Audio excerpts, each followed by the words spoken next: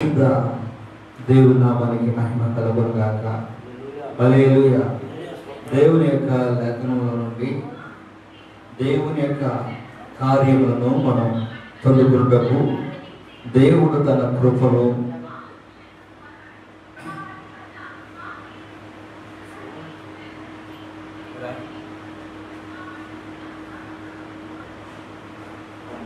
దేవుని యొక్క సన్నిధిలో పరిశుద్ధాత్మ ఎలా పొందుకోవాలన్న విషయం మీద మాట్లాడుకుందాం. పరిశుద్ధాత్మ దేవుడు ఉంటే మన జీవితం ఎలా ఉంటుంది చూడండి. అపోస్తల కార్యములు 1వ అధ్యాయము 8వ వాక్యాన్ని చదువుకుందాం. అపోస్తల కార్యములు 1వ అధ్యాయము 8వ వాక్యాన్ని ధ్యానం చేద్దాం. చదవగలిగిన వారు త్వరగా చదవండి.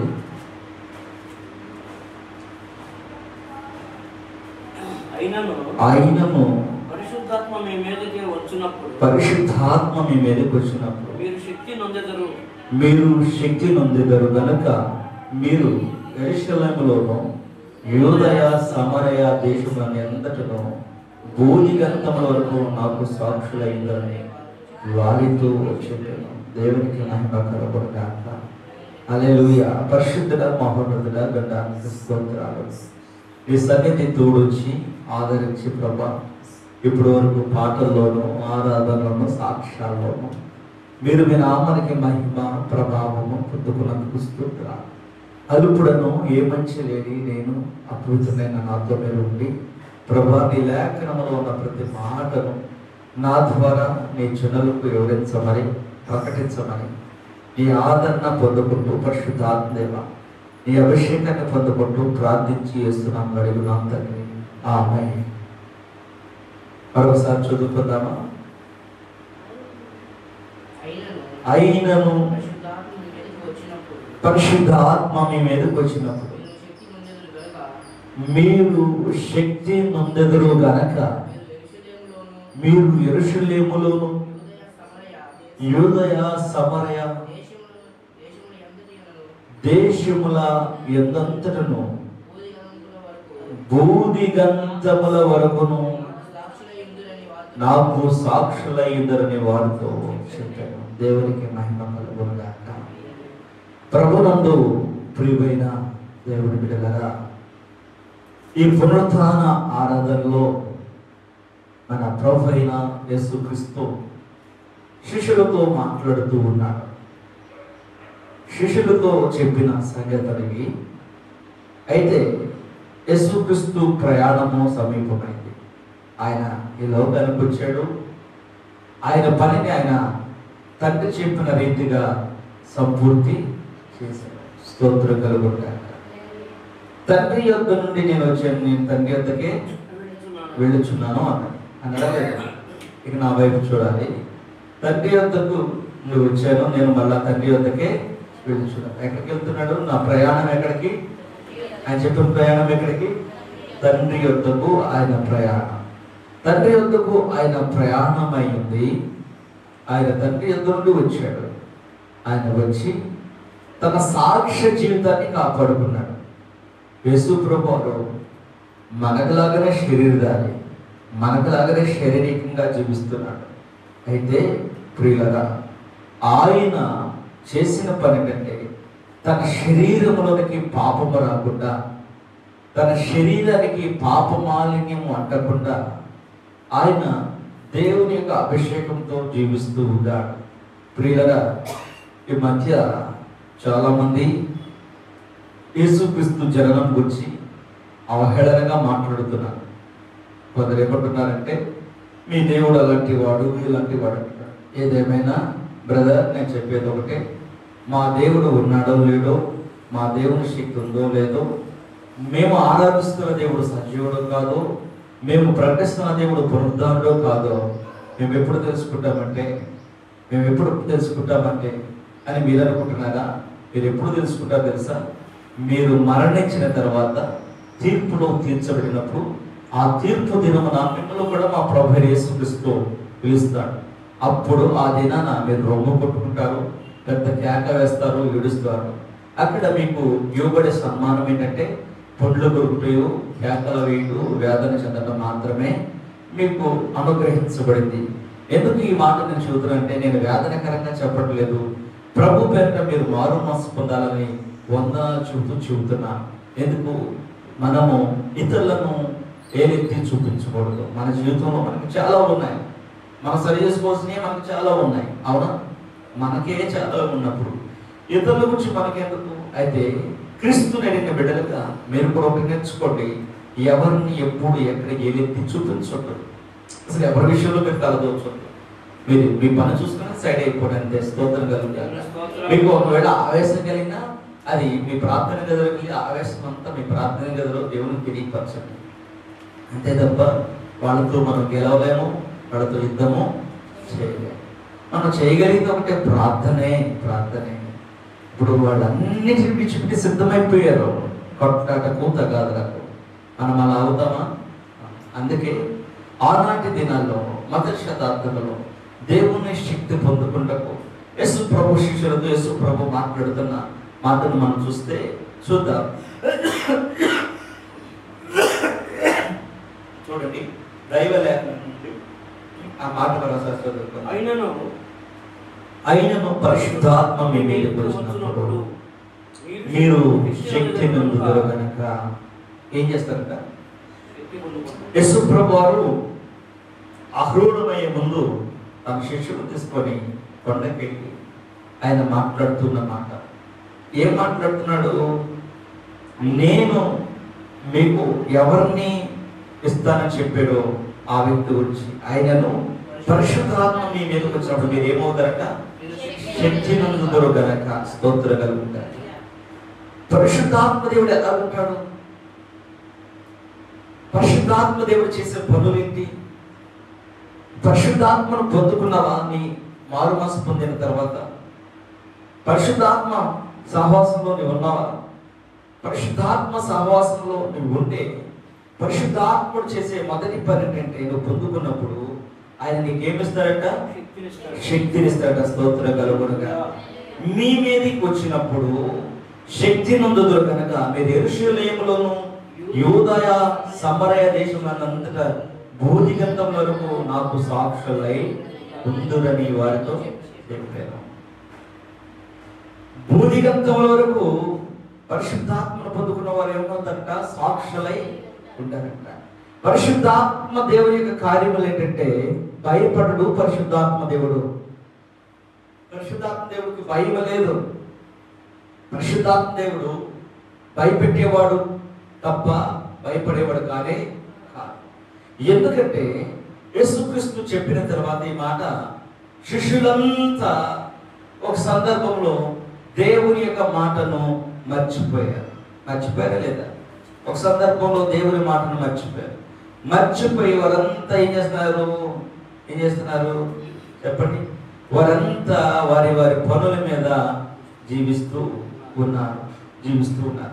జీవిస్తున్న వారందరి ఎడల దేవుని కృప తోడైందా లేదా? దేవుని కృప తోడై ఉంది. దేవుని కృప వాళ్ళు విడిచిపెట్టిందా? విడిచిపెట్టలే. ఎందుకని చెప్పండి? ఎందుకని విడిచిపెట్టలా? దేవుడు మాట ఇచ్చాడు. ఏ మాట ఇచ్చాడు? మీరు పరిశుద్ధాత్మతో నింపబడతారు. దేవునికి మహిమ కలుగునుగాక. హల్లెలూయా, హల్లెలూయా. దేవునికి మహిమ కలుగునుగాక. అయితే ప్రియ దేవుని బిడ్డలారా, ఈ పరిశుద్ధాత్మ కొరకు వీళ్ళంతా ఎక్కడికి ఎక్కిపోయారు? మేడ గదిలోనికి ఎక్కిపోయారు. దేవునికి స్తోత్రం కలుగుతారు. తెలిసిన వాక్యం మీకు మేడ గదిలో ఎక్కిపోయారు. ఆ మాట చదువుతారా? అధ్యాయం వచ్చి చెప్తున్నాను. అపోస్తల కార్యములు 2వ అధ్యాయము 1వ వచనం నుంచి. చూడండి అమ్మా జాగ్రత్తగా. పెంతెకోస్తు పండగ దినం వచ్చినప్పుడు అందరూ ఒక చోట కూడి ఉండిరి. అప్పుడు వేగముగా వీచు బలమైన గాలి వంటి ఒక ధ్వని ఆకాశం నుండి అకస్మాత్తుగా వారు కూర్చుని ఉన్న ఇల్లంతా నిండెను. మరియు అగ్ని జ్వాలల వంటి నాలుకలు విభాగింపబడినట్టుగా వారికి కనబడి వారిలో ఒక్కొక్కరి మీద వాలగా అందరూ పరిశుద్ధాత్మతో నిండిన వారై ఆ ఆత్మ వారికి వాక్కు శక్తి అనుగ్రహించిన కొలది దేవునికి స్తోత్రం కలుగునుగాక. హల్లెలూయా. ఏం కలుగుతుంది? అందరూ పరిశుద్ధాత్మతో నిండిన వారై ఆత్మ వారికి వాక్కు శక్తి అనుగ్రహించుకొలది అన్య భాషలతో మాట్లాడాలి. దేవుని స్తోత్రం కలుగునుగాక. మరి ఈ దినము చాలా మంది అంటారు భాషలో లేవని. ఈ దినం అంటారు చాలా మంది భాషలను హేళన చేస్తూ, కొంతమంది మన ముందే వాళ్ళకు వచ్చి నోటి మాటలో ఆ భాషలు మాట్లాడి ఎగతాళి చేస్తూ ఉంటారు. ప్రియ దేవుని బిడ్డలారా, దేవుని ఆత్మను ఎగతాళి చేయొద్దు, అన్య భాషలను హేళన చేయొద్దు. అది పరిశుద్ధాత్మ ద్వారా మాత్రమే పొందుకుంటే వచ్చే భాష. కనుక కొంతమంది శూరులు, వీరులు, జ్ఞానులు అంటారు భాషలు మాట్లాడేవాడు దాని అర్థం చెప్పాలి కదా అంటారు. పౌలన్నాడు అంటాడు దాని అర్థములు ప్రభువులన్న మాట్లాడతాడు. అర్థము చెప్పువారై ఉన్నారంట. స్తోత్రం కలుగుగాక. హల్లెలూయా. కొంతమంది ఈ రోజుల్లో వీరులు ఏం చేస్తారంటే ఆ భాష కథ చెప్తాడు. దేవుడు చెప్పినప్పుడు ఇలా బుర్రకి అది అర్థం కాక ఆ మాటకి ఆ మాట రుజువేంటి, ఆ మాటకి ఆ మాటని రూఢి ఏంటంటుంటారు. తలతిక్క ప్రశ్నలు, తలతిక్క మంద, తలతిక్కమైన ఆలోచనలు. వీళ్ళకి ఏం తెలియదంటే పరిశుద్ధ ఆత్మ నడిపింపు తెలియదు. ఇలా తెలిసిందల్లా మోకాళ్ళు వేసి ప్రార్థన చేసామా, ఇంటికి వెళ్ళిపోయి మళ్ళీ యథావిధిగా అలాగే బ్రతికామా. ప్రార్థన చేయటం మళ్ళీ అలా బ్రతకటం ఎందుకు, విడిచిపెడతానని చెప్పడం ఎందుకు, మళ్ళీ వెళ్ళి తగిలించుకోవటం ఎందుకు. పరిశుద్ధాత్మ దేవుని పొందుకున్నవాడు విడిచిపెట్టిన తర్వాత దాన్ని తగిలించుకోవడం కారణం ఏంటంటే పరిశుద్ధాత్మ స్వాధీనంలో వారు ఉంటారు. స్తోత్రం కలుగునుగాక. హల్లెలూయా. పరిశుద్ధాత్మ స్వాధీనంలో ఉండి వారు దేవుని ఆత్మను పొందుకున్న తర్వాత అభిషేకం ఏం చేస్తుందంటే వారిని అంచెలంచెలుగా బలపరుస్తూ ఉంటుంది. ఇక్కడ పరిశుద్ధాత్మ దేవుని మాట 8వ వచనంలో మనం చూస్తే, ఆయనను పరిశుద్ధాత్మ మీదకి వచ్చినప్పుడు మీరు శక్తిమంతులు. స్తోత్రం కలుగునుగాక. ఒకప్పుడు బలహీనులే ప్రార్థన చేస్తున్నప్పుడు మీరు బలహీనులుగా ఉన్న మీతో పరిశుద్ధాత్మ దేవుడు దిగి వచ్చినప్పుడు మీరు బలవంతులుగా మారుతారట, శక్తివంతులు అవుతారట. ఆమేన్. హల్లెలూయా. ఎప్పుడు పరిశుద్ధాత్మ దేవుడు మన మీదకి దిగి వచ్చినప్పుడు అందరి మీదకి పరిశుద్ధాత్మ దేవుడు కుమ్మరించబడును గాక. ఏందరూ ఆయన ఆత్మాభిషేకం పొందుకుందరు గాక. పరిశుద్ధాత్మ శక్తితో మీరు నింపబడి మీరైన రోగములు యేసు నామములో హీనములు గాక. యేసు నామములో ఆజ్ఞాపిస్తున్న ప్రతి దురాత్మక శక్తులు తొలగిపోవును గాక. హల్లెలూయా. ప్రభు నందు ప్రియులారా, పరిశుద్ధాత్మ దేవుడు చేసే పని ఏంటంటే ధైర్యాన్ని ఇస్తూ ఉంటాడు. ఆయన బలహీనపరిచేవాడు కాదు, ఆయన బలహీనులుగా చేసేవాడు. బలహీనులను బలవంతు చేసే దేవుడు పరిశుద్ధాత్మ దేవుడు. ఆమేన్ చెప్పండి, గట్టిగా చెప్పండి. హల్లెలూయా. పరిశుద్ధాత్మ దేవుడు మన దగ్గర ఉంటే మనం ఏమై ఉంటాం? బలహీనులమైన బలవంతులుగా మారుతాం. దేవునికి స్తోత్రం కలుగునుగాక. హల్లెలూయా. బలహీనులమైన బలవంతులుగా మారుతాం. ఎందును బట్టి మారుతున్నాం? ఎందుకు మారుతున్నాం అంటే దేవుని సజీవ వాక్యము సాక్ష్యమిస్తుంది కదా. ఆయనను పరిశుద్ధాత్మ మీ మీదకి వచ్చినప్పుడు మీరు శక్తి నొందుతారు కనుక మీరు యెరూషలేములోను యూదయ సమరయ దేశములంతటను భూదిగంతములు వరకును నాకు సాక్షులైందని వారితో చెప్పాను. ఎక్కడ సాక్షులు అయ్యాం? యేసు ప్రభుని ఎక్కడైతే హేళన చేశారు, యేసు ప్రభుని ఏ ప్రజలైతే నమ్మలేదు వారి మధ్యలోనే నేను మిమ్మల్ని సంచరింపజేస్తాను. స్తోత్రం కలుగునుగాక. ఏ ప్రజలైతే యేసుక్రీస్తుని అన్యాయంగా సిలువేశారో, ఏ ప్రజలైతే యేసు మాకు వద్దు ఇతన్ని సిలువేయని ఎర్రి కేకలేసి సిలువేయించాడో వారి మధ్యనే నేను మిమ్మల్ని నడిపిస్తాను ధైర్యంతో. హల్లెలూయా. హల్లెలూయా. నీ విరోధుల దగ్గర దేవుడు నిన్ను బలమైన వ్యక్తిగా వాడుకుంటాడు. నీ శత్రువు దగ్గరే దేవుడు నిన్ను బలమైన పాత్రగా వాడుకుంటాడు. నీకు నచ్చని వారి ఎదుటే దేవుడు నిన్ను మహిమపరుస్తాడు. ఒకరోజు అవనస్తుడు తన తండ్రి వరకు నచ్చలేదు, అతని బాల్యంలో తన అన్నదమ్ములకు నచ్చలేదు. అయితే ప్రియులారా, నచ్చకపోయాడు కానీ అసలు ఆయన్ని వారి మధ్యలో ఉంచడానికి ఇష్టపడలేదు. వాళ్ళు ఎంత మటుకి ఆత్మ కలిగిన వ్యక్తిని చంపడానికి ప్రయత్నం చేశారు. ఆత్మ కలిగిన వ్యక్తిని వారి మధ్య నుంచి బయటకు త్రోసివేసడానికే ఇష్టపడ్డారు. ఏది ఇష్టపడినా దేవుని చిత్తమే జరిగింది అక్కడ.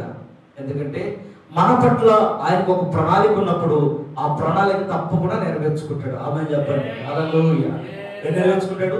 మన పట్ల ఆయనకు ఒక ప్రణాళిక ఉంటే ఆ ప్రణాళిక నీ పట్ల నెరవేర్చుకుంటాడు. అది దేవుని చిత్తం అంతే. ఎవరి పట్ల? గొర్రెల తరగతి మా ఇంట్లో, అందుకే అందరు గొర్రెలే లేదు మనల్ని. హల్లెలూయా. వాక్యం చెప్పాడు, వాక్యం వినండి, నా వైపు చూడండి. అయితే ప్రియ దేవుని బిడ్డరా, దేవునికి నీకున్న సంబంధము వెతకాలి. నా పట్ల నీ చిత్తం ఏంటో ప్రభువుని ప్రార్థన చేయడం నేర్చుకోవాలి. ఇప్పుడు అపోస్తలులు శిష్యులకు చెబుతున్నాడు ఇక్కడ. వారు ఏం చేశారు? విడిచిపెట్టారు. అయితే మళ్ళీ ఏం చేశారు? మళ్ళా ప్రార్థన చేశారు. ప్రార్థన చేస్తుండగా ఏమైంది? పెంతెకొస్తు పండగ దినం వచ్చినప్పుడు అందరూ ఒకే చోట కూడి ఉండని, అప్పుడు వేగంగా వీరు బలమైన గాలి వంటి ఒక ధ్వని ఆకాశం నుండి అకస్మాత్తుగా వారు కూర్చుని ఉన్న ఇల్లంతా నిండి ఉండెను. మరియు అగ్ని జ్వాల వంటి నాలుకలు విభాగింపబడినట్టుగా వారికి కనబడి వారిలో ఒకరి మీద అందరూ స్తోత్రం కలుగునగాక. హల్లెలూయా. ఏమనుగ్రహించాడు దేవుడు? ఏమనుగ్రహించాడు? దేవుడు వాక్శక్తిని అనుగ్రహించాడు. అందరి మీద, శిష్యులందరి మీద, మేడగదిలో కూర్చున్న వారందరి మీద, అక్కడ మేడగదిలో కూర్చున్న వారందరినీ ఒకడని లేదు, ఇద్దరని లేదు, కానీ అక్కడ గుంపుగా కూర్చున్నారు. వారందరి మీద పరిశుద్ధాత్మ దేవుడు వాలి ఉన్నాడు. ఎలాగ వాలి ఉన్నాడు? అగ్ని వలె వాలి ఉన్నాడు. ఇప్పుడు పరిశుద్ధాత్మ దేవుని బలము నీకు కలిగిందో లేదో నువ్వు ఎప్పుడు తెలుసుకుంటావంటే, నీవు ఒంటరిగా ప్రార్థన చేస్తున్నప్పుడు. అప్పటి వరకు నీ శరీరం బలహీనం కావచ్చు, నీవే బలహీనంగా ఉండొచ్చు, కానీ పరిశుద్ధాత్మ దేవుడు నీలో ప్రవేశించిన తర్వాత నీ బలహీనతను మర్చిపోతావు. మర్చిపోయి ఏం చేస్తావంటే ప్రవచించడం ప్రారంభిస్తారు. కొంతమంది దర్శనాలు చూడటం ప్రారంభిస్తారు, కొంతమంది కళలకు అర్థం చేయడం ప్రారంభిస్తారు. దేవునికి స్తోత్రం కలుగును. హల్లెలూయా. పరిశుద్ధాత్మ లేకుండా బ్రతుకుచున్నావేమో, నీవు పరిశుద్ధాత్మను ఇంకా పొందుకోలేదేమో. పరిశుద్ధాత్మ కావాలని ఆశ ఉంటుంది కానీ ప్రార్థన చేయలేదు. భాషలో మాట్లాడేది తప్పుండదు కానీ ప్రార్థన చేయలేదు. శరీర సంబంధం మాట్లాడితే భాష రాదు. నీవు నీ శరీరంలో పరిశుద్ధాత్మ దేవుడు నింపబడినప్పుడే అన్య భాషలతో ప్రార్థన చేస్తారు. అన్య భాషలతో ప్రార్థన చేయడం అనగా దేవుడితో మాట్లాడటం అర్థం. దేవుడి స్తోత్రం కలుగునుగాక. ఇక మనుషుడు నిన్ను ఎన్నన్నా, ఎవరైనా నన్ను ఒక ఆమంటుంటది, అయ్యా అయ్యగారు వందనాలయ్యా, మీరేంటి ఈ మధ్య అంత ఏంటంటే పలుకుతూ ఉంటారు. అసలు మొదటి పునాది వదిలేసరిగా మొదటి పునాది లేదు, వెనక పునాది లేదు. నీవు ఏం పొందుకోమని దేవుని వాక్యం చేయాలనిస్తుంది? పాపములను ఒప్పుకొని విడిచిపెట్టిన తర్వాతే నీవు పరిశుద్ధాత్మ పొందుకుంటా. స్తోత్రం కలుగుగాక. ఈ సంగతి అర్థం కాక ఎప్పుడు నేను గుడ్డలు ఉతుకుతూనే ఉంటా, సాగిరేవు దగ్గర ఉతుక్కుంటూనే ఉంటా, నేను మురికి చేసుకుంటాను, ఉతుక్కుంటానంటే కుదరదు. కుదిరిద్దా? కుదరన పని. దేవుని స్తోత్రం కలుగుతారు. కుదరన పని. ఎందుకు కుదరదంటే, ప్రియ దేవుని బిడ్డలారా, దేవుని శక్తిని మనము పొందుకోవాలి. ఏం పొందుకోవాలి? దేవుని యొక్క శక్తిని మనము పొందుకోవాలి. దేవుని శక్తిని పొందుకోకుండా జీవించే ప్రార్థన నిష్ప్రయోజనం. రాసుకోండి. దేవుని శక్తిని పొందుకోకుండా జీవించే జీవితం నిష్ప్రయోజనం. మనం ఏ శక్తిని పొందుకుంటానికి వస్తున్నాం ప్రార్థనకి? వరాల, ఆశీర్వాదాల, అప్పు తీరిపోవాలా, బిల్డింగ్లు కట్టాలా, మెడలు కట్టాలా, కార్లు కొనాలా, వెండి బంగారాలు సంపాదించాలా, భూమిని కొని ఆ భూమిని రిజిస్టర్ చేయించుకోవాలా? ఇయామి ఆశ అయితే వాటిని విడిచిపెట్టండి. మన ఆశయం ఏంటంటే పరిశుద్ధాత్మతో మనము నింపబడాలి. దేవునికి మహిమ కలుగునుగాక. హల్లెలూయా. పరిశుద్ధాత్మ దేవుడు వచ్చినప్పుడు మనకి ఏమిస్తాడంటే బలం ఇస్తాడు. స్టెఫను రాళ్లతో కొట్టబడుతూ ఉన్నాడు. ప్రియులారా, ఏం చేస్తున్నారు? స్టెఫన్ని గుడ్డలో పడవేసి రాళ్లతో కొడుతూ ఉన్నారు. స్టెఫను ఎవరితో నింపబడి ఉన్నాడు? పరిశుద్ధాత్మతో స్టెఫను నింపబడి ఉన్నాడు. దేవునికి మహిమ కలుగునుగాక. పరిశుద్ధాత్మ దేవునితో స్టెఫను నింపబడితే స్టెఫను మాటలు ఆ ప్రాంతంలో ఉన్నందరికీ గాయాలు రేపినాయి. ఎందుకంటే బ్రతుకులవి, వాళ్ళ జీవన విధానం అది, వాళ్ళ క్రమ పద్ధతి అది. నేను చెబుతున్నాను, సంఘములో క్రమాలు ఉన్నాయి, క్రమాలు మానవద్దు. ఏదో అత్యవసరమైన హాస్పిటల్ పరిస్థితి తప్ప మిగతా సందర్భంలో మందిరాన్ని మానబాకండి. నేను ఇలా చెప్తాను, మీరు బాధపడద్దు. మందిరంలో ఉంటే దేవుని మాట ఒకటైనా దొరికింది మీకు. మీ సొంత ప్రయత్నాలు దొరికింది. ఉన్న చోట ఒక మాట దొరకదు, మీ ప్రయత్నాలు కూడా అర్థమవుతుంది చేస్తున్నాము. అది వాస్తవమైన బలికేది. ఎందుకంటే ఎవరి సమయం వారికి ఇవ్వాలి. ఎవరి సమయాన్ని వారికి ఇవ్వాలి. మనం ఎవరికి ఇవ్వాలి? శనివారం, ఆదివారం, బుధవారం, శుక్రవారం చెప్పండి, దేవునికి ఇవ్వాలి. దేవుని సన్నిధిలో ఉండాలి. కారణం ఏంటంటే కొందరు చూడండి, 3 పూట్ల వారు దేవునికి ఇస్తారు. ఉదయం, మధ్యాహ్నం, సాయంత్రం. వాళ్ళ విశ్వాసం అది. అసలు టయానికి వెళ్ళిపోతానండి అక్కడికి. తెలుసుగా, చెప్పాలా? తెలుసు, మీకు అర్థమై ఉంటుంది. అర్థమైందా? ఇటు చూడు, తడుకో, మాకు ఇటు చూడు. అర్థమైందా? ఎవరు వాళ్ళు? పేరొద్దులే. ఎవరు వాళ్ళు? వాళ్ళు ఎక్కడికి వెళ్తారు? క్రమంగా వారు మందిరానికి వెళ్తారు. ఉదయాన్నే లేచి వెళ్ళిపోతారు. వారు దేవుని సన్నిధిలో ప్రార్థన చేసుకుని వచ్చేస్తారు. మళ్ళీ మధ్యాహ్నం వెళ్తారు, ప్రార్థన చేసుకుని వచ్చేస్తారు. సాయంత్రం వెళ్తారు, ప్రార్థన చేసుకుని వచ్చేస్తారు. మరి మనం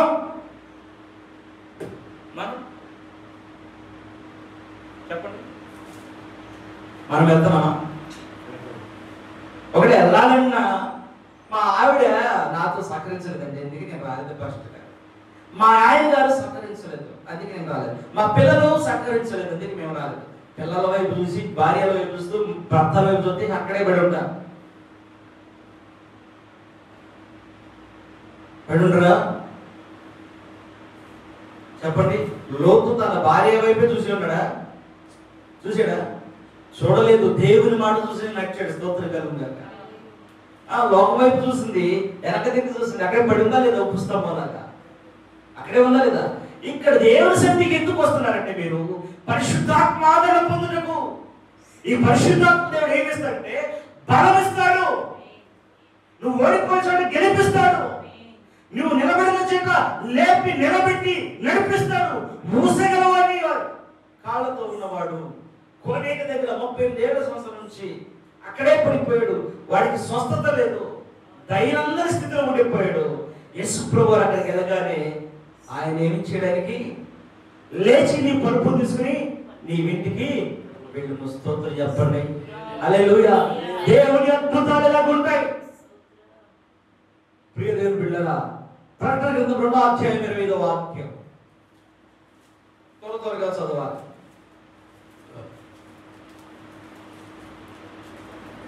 ప్రకటన గ్రంథము 2వ అధ్యాయము 25వ వాక్యం.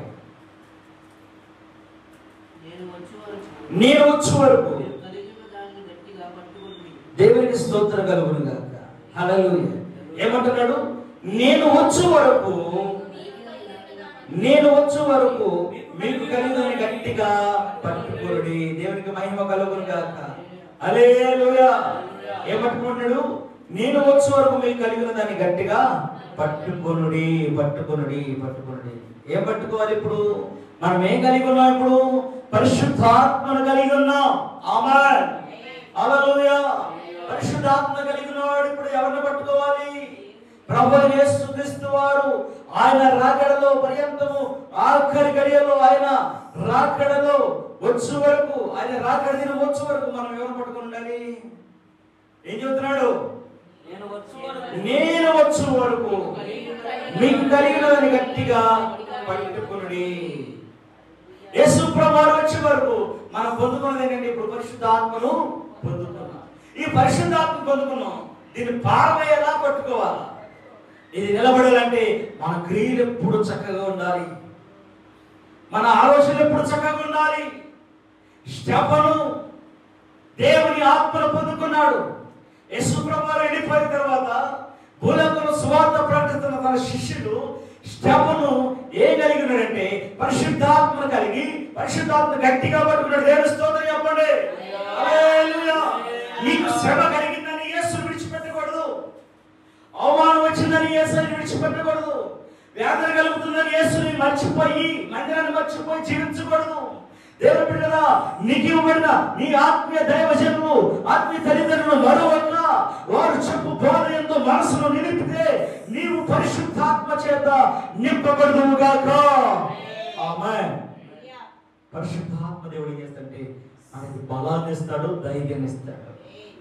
అందరూ గుడ్డలు తోసిస్తారు, అందరు గుడ్డలు పడదోసారు. అయితే స్టెఫను ఆయన మీద పోరు వర్షం కురవట్లేదు. ఆయన ఏం పట్టుకున్నాడు? ఆయన మరణంలో కూడా ఏం పట్టుకున్నాడు? పరిశుద్ధాత్మని గట్టిగా పట్టుకున్నాడు. అంటున్నాడు, తండ్రి వీరేమి చేయుచున్నారు, వీరెరుగరు గనుక వీరిని క్షమించు. పరిశుద్ధాత్మ దేవుడు మనలో ఉంటే మనకి కలిగే అనుభవం ఏంటి తెలుసా? క్షమించుట. ఏ అనుభవం కలిగింది? క్షమించాను. ఏమున్నప్పుడు? పరిశుద్ధాత్మ దేవుడు మనలో ఉన్నప్పుడు. ఎప్పటి వరకు పట్టుకోవాలి పరిశుద్ధాత్మ దేవుడిని? నేను వచ్చే వరకు నీకు కలిగిన దాన్ని గట్టిగా పట్టుకున్నాడు. యేసు ప్రభువు వారు వచ్చే వరకు. ఆయన వచ్చే కన్నా మనం ఏముంది? వెళ్ళిపోతే ధన్యులమే. ఆయన ఇచ్చిన ఆయుష్కాలం కలిగి బ్రతికితే ధన్యులమే. ప్రియమైన దేవుని పిల్లలారా, మీరు దేన్ని పట్టుకొని బ్రతకాలనుకుంటున్నారు? మీరు దేని మీద ఆధారపడుతున్నారు? ఇక లోక సంబంధమైన దేని మీద ఆధారపడిన దుఃఖమే కలిగిందండి. భర్త మీద భార్య ఆధారపడినా, భార్య మీద భర్త ఆధారపడినా, తల్లిదండ్రుల మీద బిడ్డలు ఆధారపడినా, బిడ్డలు తల్లిదండ్రుల మీద ఆధారపడినా ఒకరోజు దుఃఖమే కలిగింది. ఆకాశ పక్షులు చూడండి, చక్కగా గూడు పెట్టుకుంటాయి, గుడ్లు పెడతాయి, పిల్లల్ని తీసుకుంటా బయటికి. పిల్లలు తల్లులతో ఉంటాయా? వెళ్ళిపోతాయి కదా, చల్లాక్షరైపోతాయి కదా, అటు వెళ్ళిపోతాయి కదా. అలాగనే ఒక రోజు మనం కూడా పిల్లలైనా విడిచిపెట్టి మరణించవచ్చు, భార్య అయినా విడిచి మరణించవచ్చు, లేదా పిల్లలు మనల్ని విడిచి వాడు మరణించవచ్చు. ఏదేమైనా మనము ఎవరిని కలిగి ఉంటే మంచిది? పరిశుద్ధాత్మను కలిగి ఉంటే మంచిది. పరిశుద్ధాత్మ కలిగి ఉండాలంటే మనలో ఉండాలంటే మారు మనస్సు, పాప క్షమాపణ ఉండాలి, నీటి బాప్తిస్మము ఉండాలి. దేవుని పిల్లరా, స్టెఫను కొడుతుంటే స్టెఫను అంటున్నాడు, తండ్రి వీరేమి చేయుచున్నారు, వీరు ఎరుగరు కనుక వీరిని క్షమించు, క్షమించు, క్షమించు. నీకు చిన్న బాధ రాగానే ఏంటయ్యా దేవుడు ఏం చేసాడు మాకు? వెంటనే నేర్చుకుంటాం, మరొక మార్గాన్ని ఎదుగుతాం, నేర్చుకుంటున్నాం. కాదు కాదు, ఎదగొద్దు. అక్కడ నీకు మేలు కలగదు. ఎందుకంటే అక్కడ కూడా దేవుడు చేయడం పెడితే యోనా ఏం చేశాడు? దేవుని మాటను విడిచి దేవుడు చెప్పని ప్రాంతానికి వెళ్ళాడు. వెళ్ళనిచ్చాడా దేవుడు? వెళ్ళిచ్చాడా? వెళ్ళిచ్చాడు చెప్పండి. ఆయన చెయ్యొడ్డు పెట్టాడు. దేనికి? ఆయన ఎక్కిన ఓడకు. ఓడ నావికుడు, ఓడలో అంతా భయపడ్డారు. కానీ ఈయన ప్రశాంతంగా నిద్రపోతున్నారు. ఎవరు నిద్రపోయేది? ఎవరు చెప్పాలి? యోనా. ఎందుకు నిద్రపోతున్నాడు? సత్యరచన మందనుకున్నాడు.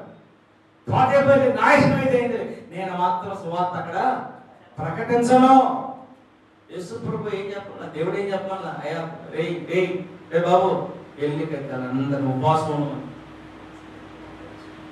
ఉండి ప్రార్థన చేయమని. ఇది ఒక్క మాటే అని చెప్పింది. ఏది పాపాలు ఒప్పుకోమను, అది చేయమను, ఇది చేయమను, పరిశుద్ధమను, మనం ఆత్మను పొందకమని ఏ చెప్పలా. రే బాబు నువ్వే పట్టణానికి పోయి వారిని ఉపవాసం ఉండి ప్రార్థన. ఎందుకు చేయాలంటే నునివే పట్టణాన్ని దేవుడు ఏం చేస్తున్నాడు? నాశనము చేయబోతున్నాడు. అబ్బో, ఈ స్వార్థ చెప్పమంటే మనోడు ఎక్కడ కొనుక్కున్నాడు? టికెట్ ఎక్కడ కొనుక్కున్నాడు? ఆశీస్సు కొనుక్కొని కమ్మగా నుండే చల్లని వాక్యం మనసున నాటించరా, పదే పదే మనసున పాటించరా. కమ్మగా నుండే చల్లని వాక్యం మనసున నాటించరా,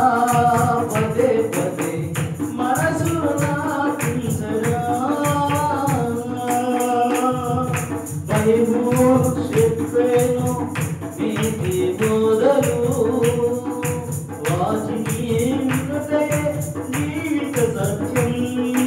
బైబిలు ప్రకటించే దేవుని వాక్యము వాటిని వినుటే జీవన సత్యం. కమ్మగనుండే చల్లని వాక్యం మనసున నాటించగా పదే పదే హృదయము నాటించగా. లోకములో ఉన్నవి అంతయు వ్యర్థము. లోకములో ఉన్నవి అంతయు వ్యర్థము. పరలోకమందు ఈ జీవితం శాశ్వతం. పరలోకమందు ఈ జీవితం శాశ్వతం. కమ్మగనుండే కల్లుని వాక్యం మనసున పాటించగా పదే పదే మనసున నాటించగా. జీవగ్రంథమందు నీ పేరు ఉన్నదో లేదో అడిగి తెలుసుకో. నజరేయుడేసుని జీవగ్రంథమందు నీ పేరు ఉందో లేదో అడిగి తెలుసుకో. నజరేయుని నజరేయుని కమ్మగనుండే చల్లని వాక్యం మనసున పాటించగా పదే పదే మనసున నాటించగా. హల్లెలూయా. పరిశుద్ధాత్మ దేవుని యొక్క అభిషేకం మనతో ఎప్పుడు నిల్చుండాలి, దూరం ఉండాలా? ఎలా ఉండాలి? నిలిచే హగ్గై గ్రంథం 2వ అధ్యాయము 20. హగ్గై గ్రంథం 2వ అధ్యాయం 5వ వచనం. హగ్గై గ్రంథము 2వ అధ్యాయము 5వ వచనం. చూస్తారా?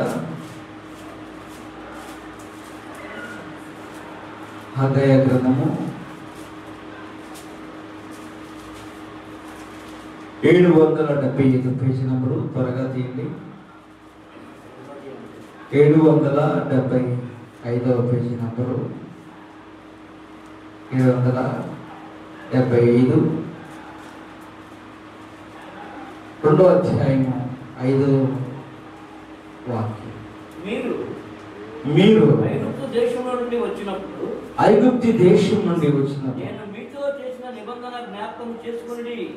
నేను మీతో చేసిన 2వ అధ్యాయము 5వ వాక్యం. ఐగుప్తు దేశం నుండి వచ్చినప్పుడు నేను మీతో చేసిన నిబంధన జ్ఞాపకం చేసుకుని నా ఆత్మ మీ మధ్య ఉన్నది కనుక భయపడి స్తోత్రం కలుగుగాక. ఎవరున్నారు? నా ఆత్మ మీ మధ్య ఉన్నది, మీకేమొద్దు? భయమొద్దు. ఆమేన్.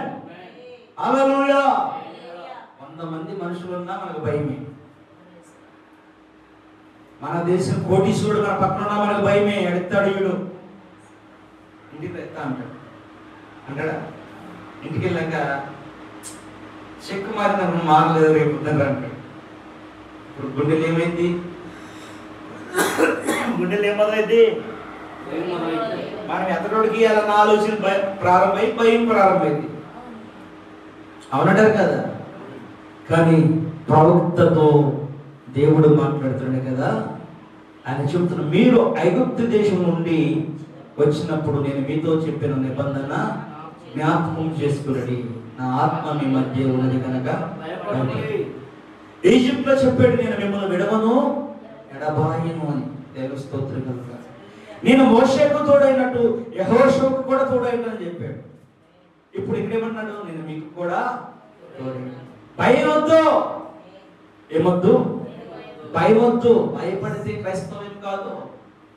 భయము లేకుండా ధైర్యంగా నువ్వు ఆరాధన చేయి, పరిశుద్ధాత్మ పొందుకో. పరిశుద్ధాత్మ దేవుడు నిన్ను నిందల్లో కూడా ధైర్యంగా నిలబెట్టి నా దేవుడు ఉన్నాడు, మా దేవుడు మాకు అద్భుతము చేస్తాడు. చేయగలిగిన దేవుడు. మనం ఆరాధించే దేవుడు ఎవరు? మనతో మాట్లాడే దేవుడు. భయపడుతుంటే భయపడకుండా ధైర్యం చెప్పే దేవుడు. ఏడుస్తుంటే ఓదార్చుకుని ఎత్తుకునే దేవుడు. ఆయన కన్న తలలు ఎత్తుకొని ముద్దాడి కౌగిల్లో చేర్చుకొని చక్కన పెట్టుకుని పెంచే నజరేయుడైన యేసయ్య. ఆమేన్. హల్లెలూయా. నా వల్ల కాదు, నేనే ఇక్కడ శక్తులు పడ్డానన్నాడు కాదు. అవునా? నేనే నడవలేకపోతే ఇంకే నడిపిస్తాను అన్నవాడా? అనలేదు ఆయన. ఆయన చెబుతున్నాం అంటే భయపడుకుడి. ఎందుకు భయం వద్దు? నా ఆత్మ మీ మధ్యలో ఉన్నది కనుక భయపడకుడి. నా ఆత్మ మీ మధ్య ఉన్నది కనుక చెప్పండి, చెప్పండి. యేసుక్రీస్తు ఆత్మ, పరిశుద్ధ ఆత్మ నాతో ఉంది, నాలో ఉంది. నేను భయపడను. పరిశుద్ధ ఆత్మ, యేసుక్రీస్తు ఆత్మ, మేము కలిసి ఉన్నాం. ఏ రోగానికి భయపడను, ఏ వ్యాధికి భయపడను, ఏ అప్పుకు భయపడను. నా దేవుడు నా ఆత్మ కార్యములను, నాకు కావాల్సిన మేలైన కార్యములు ఆయన చేయవాడు. ఆమేన్, ఆమేన్. నేను భయపడను. చెప్పాలి, నేను భయపడను. నేను భయపడను. లోకంలో ఉన్నవాడి కంటే నాలో ఉన్నవాడు గొప్పవాడు. నాలో నజరేయుడైన యేసయ్య ఆత్మ ఉంది. నాలో పరిశుద్ధాత్ముడు ఉన్నాడు. ఆమేన్. చప్పట్లు కొడుతూ దేవుని నామమున మహిమపడదామా? చప్పట్లు కొడుతూ దేవుని నామమున మహిమపడతాడు. హల్లెలూయా. దేవుని సన్నిధి మనకు తోడుగుండా. దేవుడు చెప్పిన వెంటనే చేయండి, నేర్చుకోండి. హల్లెలూయా. లూకాసు సువార్త 11:3. లూకాసు సువార్త 11:3.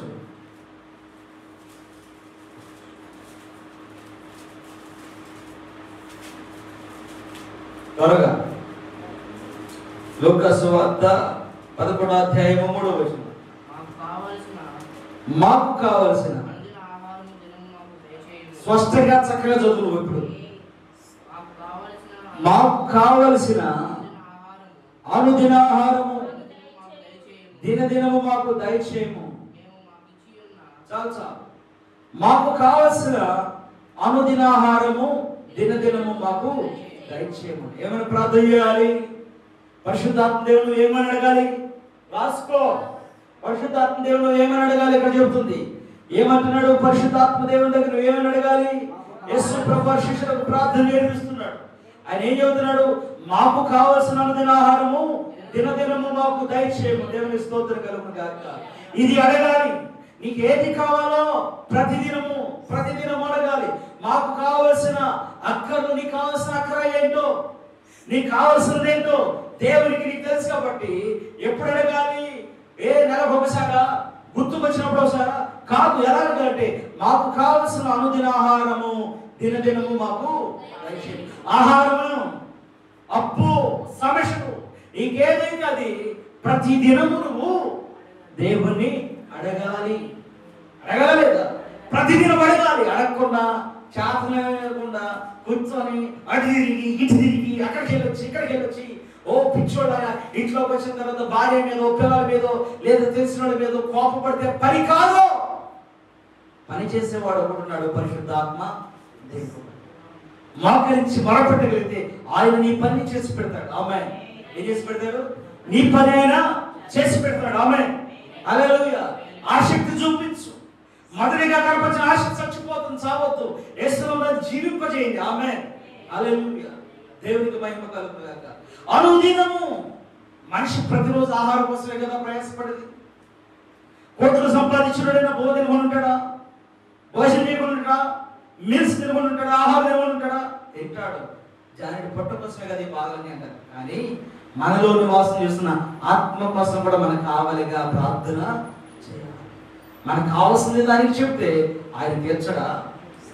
ఎన్నడు ఆయన వింటాడు. విని మన అక్కర్లను తీర్చే దేవుడు. దేవుడి మాటలు తన వెనుకల్లో దీవించును గాక. ఆమేన్.